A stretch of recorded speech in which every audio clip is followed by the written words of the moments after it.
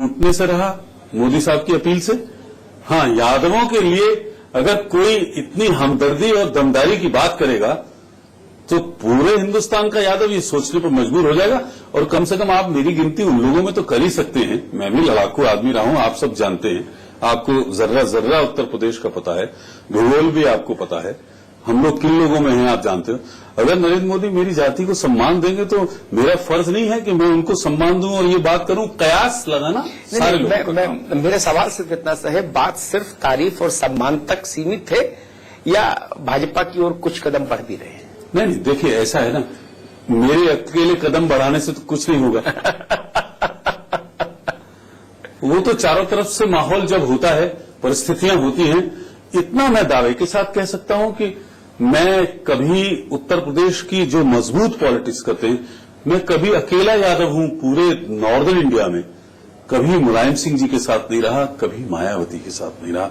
अगर ये मेरी पॉलिटिक्स का क्रेडेंशियल है तो कोई भी बड़ी पार्टी अगर कोई अच्छा कुछ सोचेगी और उस पर मेरे लोग, मेरे समर्थक विचार करेंगे, कोई दिक्कत नहीं है। सियासत है, हम लोगों को भी चुनाव लड़ने के लिए आए हम लोग।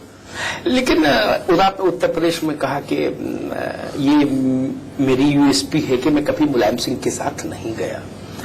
लेकिन आप देखिए, एक फेहरिस्त उत्तर प्रदेश के जो बड़े बड़े यादव नेता हुए, जिनका एक जमाने में बड़ा नाम रहा, चंद्रजीत यादव जी जैसे लोग थे। फिर अगर मैं ताकत का वो करूं, संदर्भ लूं तो बलराम सिंह यादव जैसे लोग रहे। सड़कों पर गोली चली इनके और मुलायम सिंह के समर्थकों में, बाबू दर्शन सिंह यादव जैसे लोग। तो इनमें दो ही तरीके के लोग मुझे दिखाई दिए उत्तर प्रदेश में, यादवों में, नेताओं में। या तो मुलायम सिंह के दरबार में आके दरबारी हो गए या वानप्रस्थ ले लिया राजनीति से। मुलायम सिंह के तेज के सामने सर्वाइवल नहीं दिखा किसी पार्टी में किसी यादव का। अग्निहोत्री जी, मैं माजरत के साथ, माफी के साथ एक बात कहना चाहता हूं। न तो मैं उनका दरबारी कभी हूंगा, न उनका सिपाही हूंगा। मेरी उनसे व्यक्तिगत लड़ाई नहीं है। नहीं, राजनीति में व्यक्तिगत होनी भी नहीं। व्यक्तिगत लड़ाई कभी नहीं है। मेरी उनसे मुद्दों को लेकर लड़ाई है। मेरी उनके जो परिवारवाद का इश्यू रहा है, पूरी दुनिया में इतना बड़ा परिवारवाद, नरेंद्र मोदी जो पता नहीं उनकी निगाह इस पर नहीं जा रही है। वो सिर्फ गांधी परिवार पर अभी हैं। उत्तर प्रदेश में आएंगे तो इस परिवार के बारे में जिक्र करना पड़ेगा। उनकी मेरी परिवारवाद के खिलाफ लड़ाई है। यादवों में दो हिस्से बांट दिए यादवों के, मेरी उसके खिलाफ लड़ाई है। पूरा फोकस सैफई पर रहता है जब मुलायम सिंह जी की सरकार बनती है। मेरी इस बात की लड़ाई है। वहीं के लोग भर्ती हो जाते हैं। आपको ताज्जुब होगा, क्या एक चीफ मिनिस्टर को यह शोभा देता है कि वो गिने चुने 5 जिलों में बिजली दे? मेरी उस बात की लड़ाई है। मेरी मुद्दों की लड़ाई है। मेरी कोई व्यक्तिगत लड़ाई नहीं। और मेरे जिले में, मैं फिरोजाबाद का रहने वाला हूं, कोई वहां से लड़के आएगा, चाहे उनका दूसरी पीढ़ी हो या तीसरी पीढ़ी हो, मुझे उसके खिलाफ आवाज उठाने का अधिकार है कि नहीं? मैं तो उनके जिले में नहीं जा रहा हूं। अगर मेरे जिले में कोई लड़ने आएगा तो स्वाभाविक है मेरी आवाज तो होगी। कौन है क्या नहीं उसके बारे में बात नहीं कर रहा हूं। मैं इस बात की मुखालफत है मेरी कि उनकी संकीर्णता के खिलाफ मेरी लड़ाई है। मैं उनकी लीडरशिप को नहीं बात कर रहा हूं। मैं उनकी फॉलोइंग को बात नहीं कर रहा हूं। एक बात मुझे बताइए, जो तीसरा मोर्चे की सरकार के नॉमिनेटेड प्राइम मिनिस्टर कैंडिडेट हैं, उनको अपनी पार्लियामेंट कॉन्स्टिट्यूएंसी में रैली करनी पड़ी, क्यों? इसमें असुरक्षा है, इसमें सेंस ऑफ इनसिक्योरिटी है। एक आदमी, ठीक है, आजमगढ़ की करी रैली, समझ में आती है बात, रैलियों का दौर है, ये भी बात समझ में आती है। लेकिन मैं अपने घर में करूं, ये गलत बात है।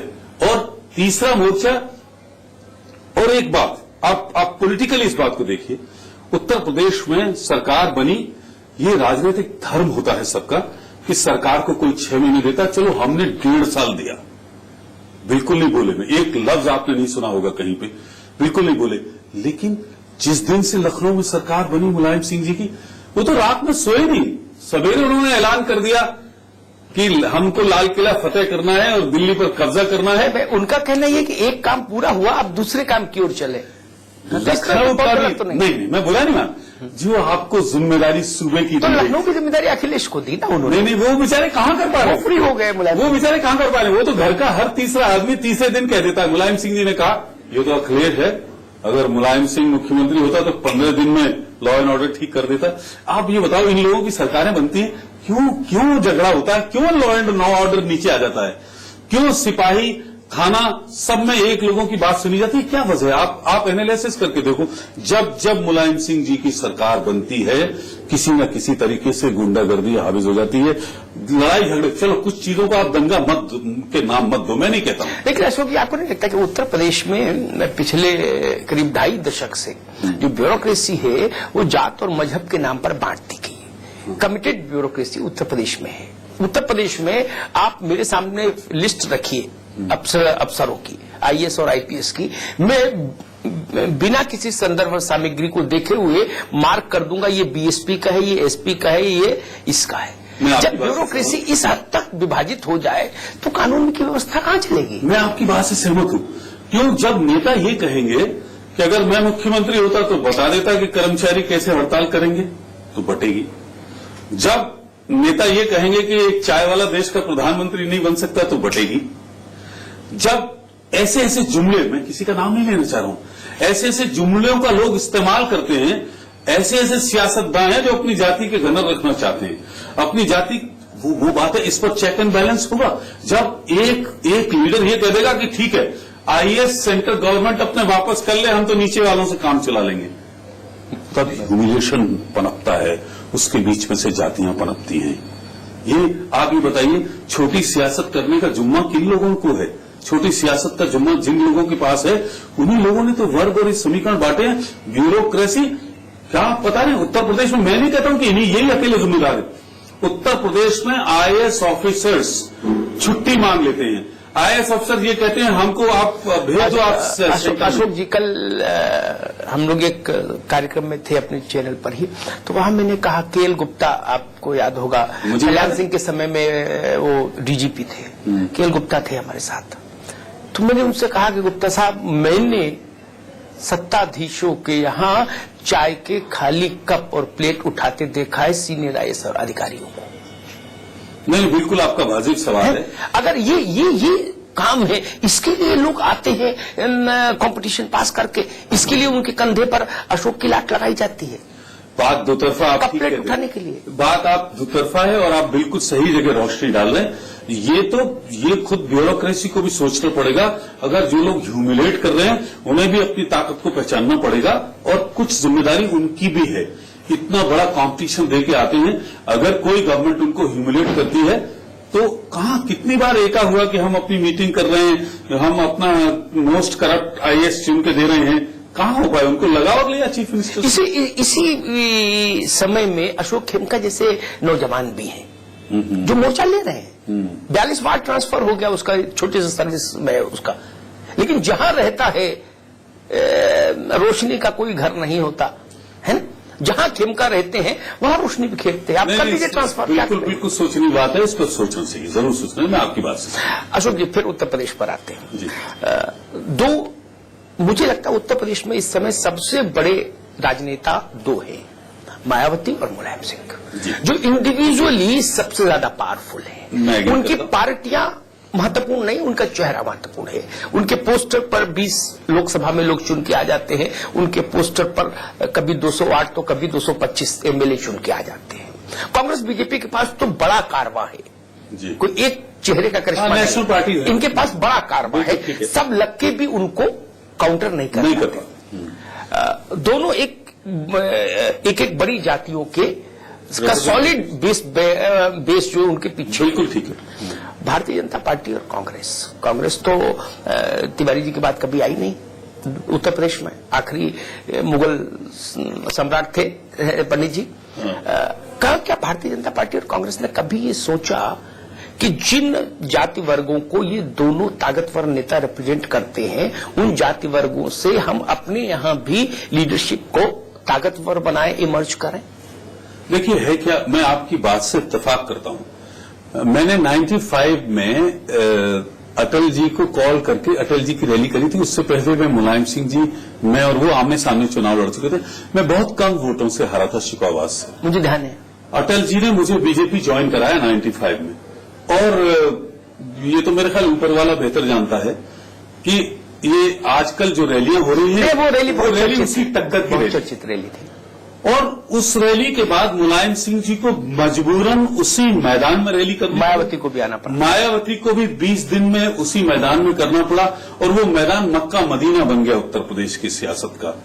लेकिन हम लोगों को वो मकाम हासिल नहीं हुआ। वो अब नेशनल पार्टीज को देखने की बात है। तो ये नेशनल पार्टीज की अपनी जिम्मेदारी है कि वो रीजनल लीडरशिप को उभारें, खड़ा करें, और मुझे लगता है कि इस बात की जिम्मेदारी नेशनल पार्टीज को ज्यादा निभानी चाहिए। रीजनल पार्टीज की पैदाइश इसी वजह से हुई कि नेशनल पार्टीज ने उन चीजों को प्रॉपरली टाइम पर फोकस नहीं किया। मुझे लगता है कि इस देश में जगजीवन राम से लेके और बीपी मौर्य साहब तक रहे दलितों के नेता, बिल्कुल सही। लेकिन जो जुड़ाव मैंने खुद महसूस किया, सुनी सुनाई बात नहीं, हजारों लाखों लोगों की भीड़ में नीचे घुसकर मैंने महसूस किया जब काशीराम बोलते थे। जो सम्मान अंबेडकर के बाद अगर किसी को वो स्तर पर मिला तो वन एंड ओनली काशीराम। जो लाखों लोग नारा लगाते थे, काशी तेरी नेक कमाई तूने सोती कौम जगाई, ये बीपी मौर्य और वो जगजीवन जी राम जी को नहीं मना। इसका मुझे कारण समझ आता है। आप देखिए, मैं आपकी कॉन्स्टिट्यूंसी गया एक बार, मैंने वहां आपका नाम लेके चर्चा की, कुछ बुजुर्ग लोग मिले यादव वर्ग के, मैंने पूछा अशोक यादव कैसे नेता है, बड़ी तारीफ की, अच्छे नेता है, दुख सुख में साथ रहते हैं, खड़े होते हैं, मदद करते हैं, विनम्र हैं, उपलब्ध रहते हैं, सारी अच्छी बातें। तो मैंने कहा फिर जिताया क्यों नहीं अशोक यादव को? नेताजी तो कहीं से भी जीत जाते, यहां से हार भी जाते, तो किसी भी सदन में जाने की स्थिति में कभी भी रहते हैं, कोई छोटी बात तो उनके लिए ये कोई बड़ी बात तो है नहीं। अशोक यादव जीत तो एक मैसेज जाता। तो एक बुजुर्ग ने जो बात कही, वो बात मुझे लगा राजनीति शास्त्र का एक बहुत महत्वपूर्ण अध्याय उसने मुझे समझा दिया जी। उसने कहा कि भैया अशोक यादव अच्छे हैं, लेकिन वो सिपाही हैं अपनी पार्टी में, नेताजी राजा है, तो जब जाना ही है तो राजा के साथ क्यों नहीं खड़ा? मैं आपकी बात से 100% इत्तेफाक करता हूं, लेकिन मैं एक ही जुमले में आपका जवाब दे दूंगा कि एक पत्थर की भी तकदीर समझ सकती है, शर्त यह है कि करीने से तराशा जाए। सियासत में एक ये बड़े लोगों का काम होता है। जब अटल जी की रैली हुई थी तब मजबूरन अगर उन लोगों को रैली करनी पड़ी थी तो वो मैसेज था बहुत बड़ा। उसको हो सकता है हमसे कुछ गलतियां होती हों, लीडरशिप में आवेश में कुछ आके, लेकिन ये नेशनल पार्टीज की जिम्मेदारी, और ये 2014 तो महाभारत हो रहा है, ये बहुत सी चीजों का फैसला करेगा। अटल बिहारी वाजपेयी जी की मैं इस बात में तारीफ करूंगा, उन्होंने खत्ते खत्ते में जाके लोगों को ढूंढ के एक प्लेटफॉर्म दिया। मैं उसके बाद चुनाव जीता, सरकार में मिनिस्टर बना। अब ये बात हुई थी, उसके बाद आरक्षण की लड़ाई हुई। भाई मेरी कौम पे अगर कहीं तलवार चल रही थी तो मैं अपने कौम के पक्ष में भी खड़ा नहीं होता, तो हम लोग आज इंटरव्यू भी न कर रहे। बोलना भी चाहिए। वो एक नेसेसिटी बनी, और वो लड़ाई इतनी बड़ी, मुझे सुप्रीम कोर्ट जाना पड़ा, अपनी सरकार के खिलाफ, अपने नेताओं के खिलाफ जाना पड़ा। ये बात अलग थी, वो मुद्दा बड़ा था, लेकिन जाति की गर्दन कट रही थी यादवों की, तो मजबूरी में मैं क्या करता, मैं अपनी लोगों को बचाता नहीं। अशोक जी, यहाँ पर एक छोटा सा ब्रेक लूंगा, वक्त की वो है। दोस्तों आप कहीं मत जाइएगा, हम यूं गए और यूं वापस आए, और उसके बाद फिर ये रोचक सिलसिला जारी रखेंगे अशोक यादव के साथ।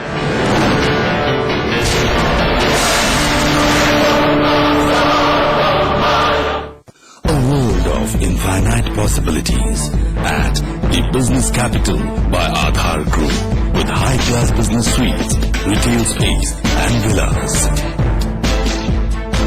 Aadhar Group. टाइवा इन्वर्टर बैटरी, नया रूप, नई तकनीक, अब पहले से 40% ज्यादा पावर बैकअप। टाइवा inverter battery. Julie, my love, you're the love of my life. Julie! उंगली खुजली ने प्लान बनाया कृति और पाइप दबाया। One sec. Hello.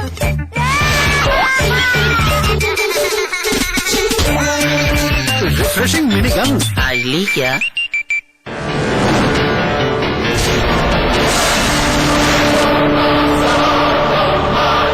ब्रेक के बाद आप सभी का बहुत बहुत स्वागत है। मैं हूं अमिताभ अग्निहोत्री और आप देख रहे हैं चक्रव्यूह। और आज हमारे साथ हैं उत्तर प्रदेश के पूर्व मंत्री और इससे भी बड़ा परिचय है अशोक यादव का कि मुलायम सिंह यादव के उनके गढ़ में चुनौती देने वाले मुझे लगता है संभवतः यादव वर्ग से अकेले ऐसे राजनेता हैं।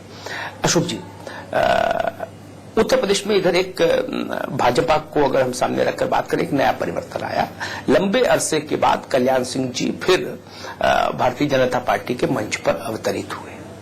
राजनाथ सिंह और कल्याण सिंह दो बड़े नेता फिर एक साथ आए हैं लंबे वक्त के बाद। उत्तर प्रदेश की पॉलिटिकल सीन में आप इसका कितना इम्पैक्ट देखते हैं? देखिए, राजनाथ सिंह जी भाजपा के नेशनल लीडर हैं